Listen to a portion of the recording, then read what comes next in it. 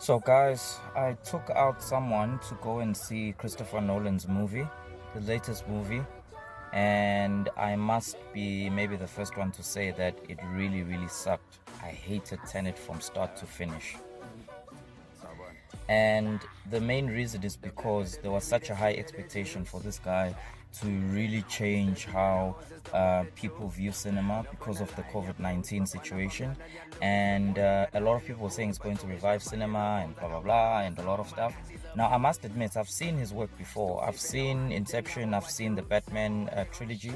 And yeah, I must admit, he's a very intelligent writer. He's brilliant. The work that he's done with his brother. And I'm told, because I don't know his work that extensively, that Memento was great and Prestige was even more amazing. And so I had a very high expectation. And the worst thing about it was that I was taking out someone to go and see this movie, and I spoke so highly of this person. I was like, wow, do you know Christopher Nolan? Like, the whole cinema is going to be filled with intrigue and this and this and that. And it wasn't. And I was expecting more. And look, he did really set it up as something that was going to be explosive, because obviously that Denzel Washington's son, who's in his own way brilliant and charming as an actor, but I didn't see any of that.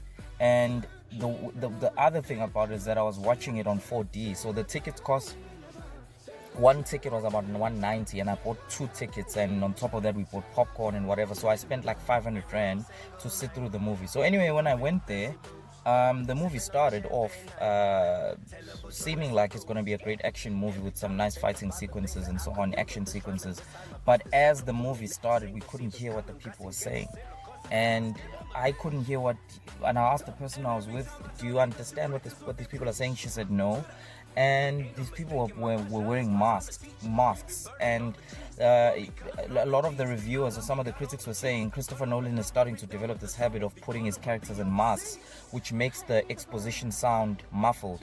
And it's important for us to hear what the characters are saying, otherwise we don't get the story. Now, I do imagine that the story is great and there's some intelligent nuggets of wisdom that we're supposed to get from the movie, but I didn't get anything because I couldn't hear. And add to that, there's so much exposition and like science information that we need to know so that you can understand the logic of the movie, that was completely lost because we couldn't hear what they were saying. And not just because the actors were muffled, but I think the sound mix of the movie was really terrible, because in some scenes you would hear wind in the background or waves in the background, or the score would be too loud and you couldn't really hear what they were saying. And in that movie, it seems to me that every single line is important because it explains what's going to happen next. Because if you don't understand the setup of every single line and every single scene, you're going to get lost, which is what happened to us. And on top of that, it was my first time watching HD. And if you know anything about HD, the chairs are moving, the seats are moving, water's being thrown on your face. And the person I was taking out said it's probably sanitizer, which was a very smart way. That was very smart. They're a very smart way to actually sanitize us, singers. But I was very disappointed. And what disappointed me even further was that if this movie was directed by a black director, they would have slashed it.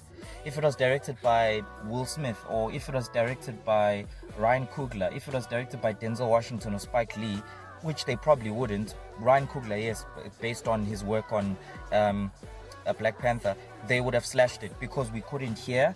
And I found it really disconcerting to find white critics, and I wasn't surprised, defending Christopher Nolan, saying, no, you need to watch it a second time. I'm sorry. If I need to watch your movie 2 times before I can understand it, that's a problem. And I'm not saying that movies shouldn't be intelligent, but they should be intriguing enough for you to want to engage with that intellect. But if you're trying to be so smart for the sake of being smart that we lose you in terms of what you're saying, it's not worth my money. I'm not going to pay 600 Rand in order to see your movie 3 times so that I can say, I understand it. So for me, Christopher Nolan failed. And it seems to me like he's never failed before, because judging on his call for this one, I don't think he made enough cuts and no one was telling him to cut anything. It seemed like it was overwritten.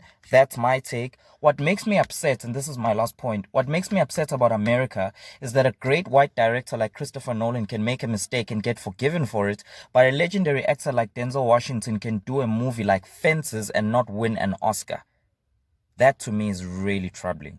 So anyway, go see the movie and tell me what you think. My opinion, it's not worth seeing, but I think you need to go and see it. Maybe it is for you. If it's not for you, let me know and come back and tell me what you think. All right, take care, guys.